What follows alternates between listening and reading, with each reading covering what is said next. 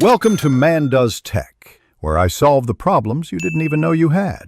In this video, I will explain how to replace an ignition switch on a Jeep Wrangler TJ.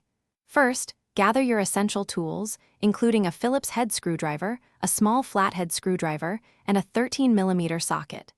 Safety is paramount, so always disconnect the negative battery terminal before beginning any electrical work.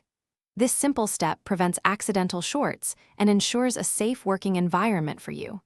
Next, carefully remove the steering column covers to expose the ignition switch assembly. Now, let's remove the old switch. You'll find two small Phillips head screws holding the ignition switch in place on the steering column. Unscrew these carefully.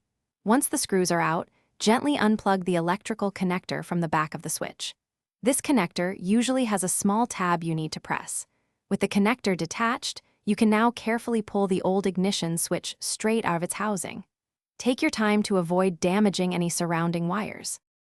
Installing the new switch is straightforward. First, align the new ignition switch with the opening in the steering column. Ensure it's oriented correctly before pushing it in.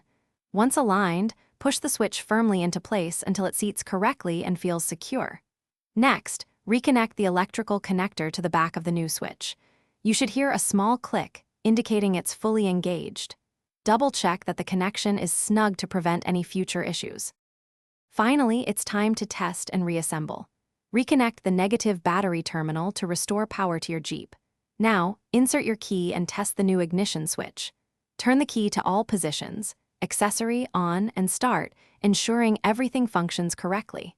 If all checks out, carefully reinstall the steering column covers. Make sure they align properly and secure them with their original screws. You've successfully replaced your ignition switch. Thanks for watching.